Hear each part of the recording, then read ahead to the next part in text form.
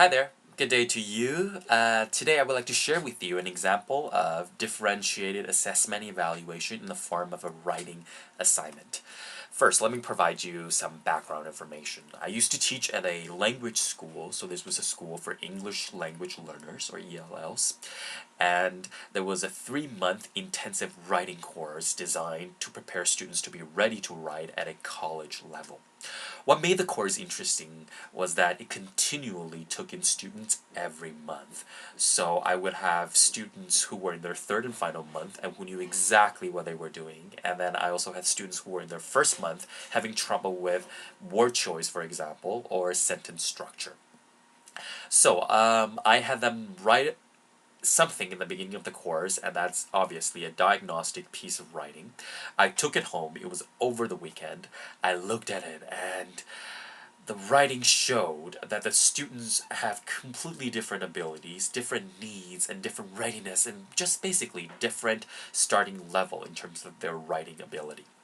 It was over the weekend, I was sitting there, and I was thinking to myself, how could I create an assignment that is differentiated in such a way that every student, no matter what their starting writing ability is, could improve and get better by the end of that month.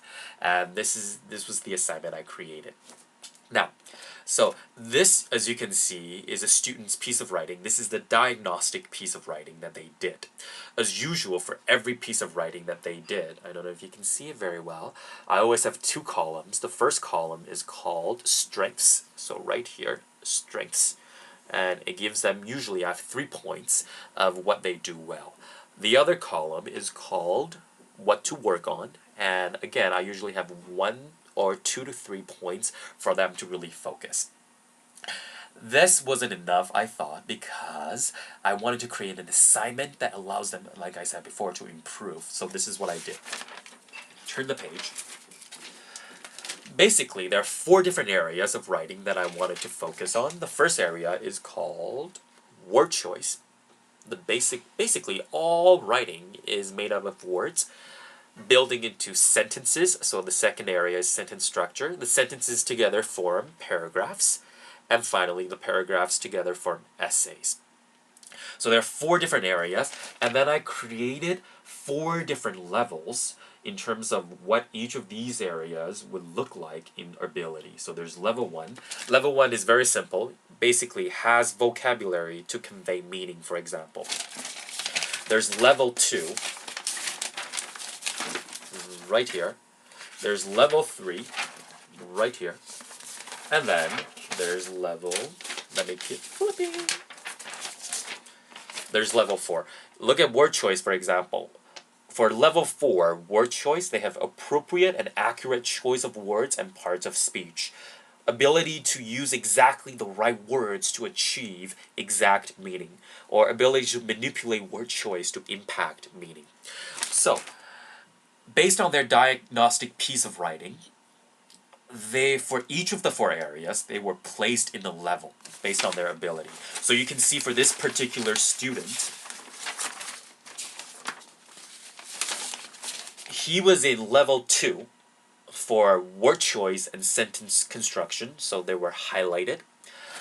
Then, for paragraph writing and essay writing, he was in level 3.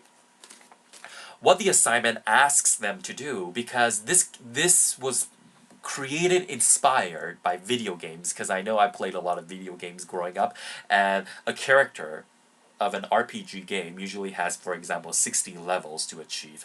For them to move on from one level to the next, such as from level 2 in terms of writing to level 3, they have a series of tasks or quests that they must complete.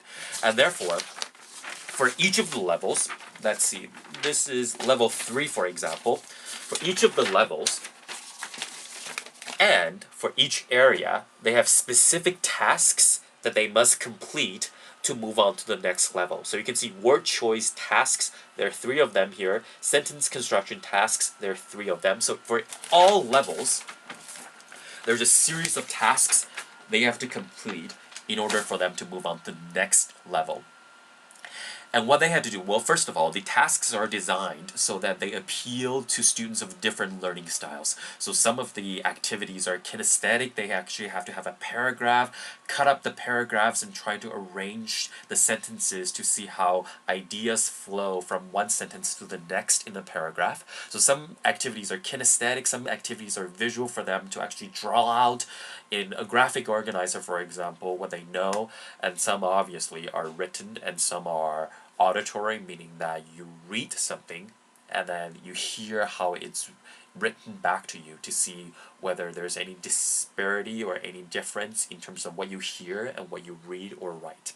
So basically, they're all different tasks and they appeal to different learning styles. What they have to do is for each of the levels, they are supposed to complete 2 tasks for each of the areas, let me correct myself, for each of the areas, they're supposed to complete 2 tasks according to the level that they were assigned to, or the level that they were in based on their diagnostic piece of writing. And so what's really cool about this is because they have different levels for different areas of writing, they're placed in that level for that whatever area that is, and that based on the tasks assigned for that area, for that level, they're able to work on the specifics that they need to work on so that they can improve in all those 4 areas. So for students in their 3rd and final month, a lot of them perhaps were in level 3 and 4. And again, they have more difficult tasks designed for them to also allow them to improve. There's also students in their 1st month, and they are perhaps placed in level 1 or 2. And again, it doesn't matter what their starting ability is, they're able to improve. So this was a cool task, or cool assignment. And let me show you some of the work that students completed. There's a folder here containing some of the work. Let's see. So for example, you have a student here called Dan, and he has handed in tasks here. It's for word choice. If you keep going, he has tasks for paragraph construction. So this was a successful assignment because, again, it didn't matter what the starting ability of the students were, that they were all able to improve their writing by the end of the assignment. Thank you very much for watching. I know it ran a little bit longer than I had wanted, but thank you for sticking with me, and have a great day. Bye.